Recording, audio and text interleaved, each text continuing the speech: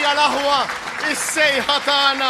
Flimkien nistgħu nibdew u flimkien nistgħu naslu. Irridulek il-ġid u għax irridulek il-ġid sibna biss fik u hemm għalik. Kif se nkunu hemm għalik? Għada fis-sitta quddiem il-Parlament, imma għada kun hemm ukoll għalik għall-eżis tiegħek, għall-Aziza Malta tagħna.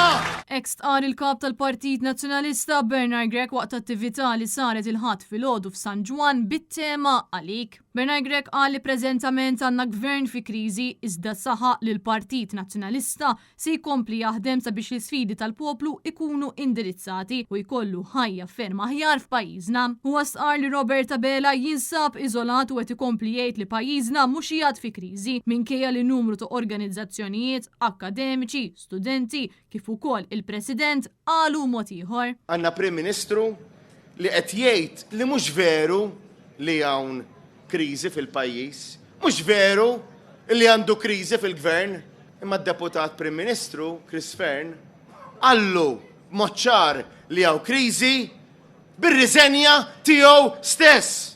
L-istudenti għalulu li hawn kriżi bil-protesta tagħhom. L-akkademiċi universitarji għalulu illi għaw kriżi bil-kundanna tagħhom. Il-kap tal-Partit Nazzjonalista saħaq li l-Partit Nazzjonalista kommess li jkompli jaħdem sabiex iġib lura l-400 miljun euro flus li ntefqu f'dil fraudolenti. Hawnhekk huwa fakkar li kien propju il-Partit Nazzjonalista li ġab it-tliet sptarijiet lura.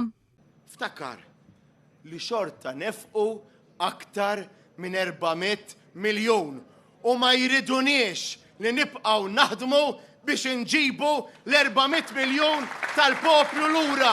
Imma lilna ħadd mu sejri waqqafna biex nġibu flus il-poplu lura. Kif ħadd ma waqqafna biex nġibu l-isptarijiet tal-poplu lura.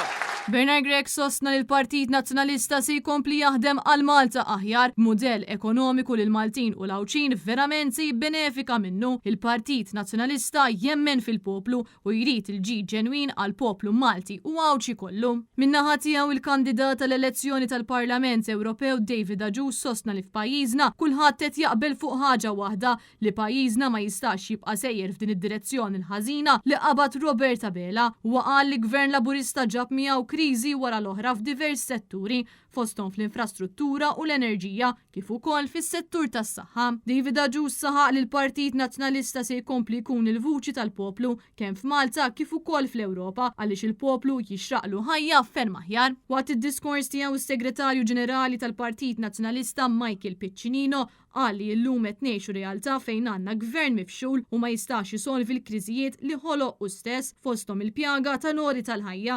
Hawnhekk huwa fakkar fil-proposti tal-Partit Nazzjonalista sabiex tkun indirizzata l-pjaga tal-oli tal-ħajja fost l-oħrajn li l-kola ma tkunx intaxxata u li jkollna mudell ekonomiku ibbażat fuq il-kwalità u mhux il-kwantità. Michael Piccinino qal li fit-8 ta' Ġunju hemm għażla mill-aktar importanti għall-poplu u bil-vot tista' tivvota kandidati li se jaħdmu għall-poplu sabiex ikollna lokalitajiet aħjar u dawk huma l-kandidati f'isem il-Partit Nazzjonalista.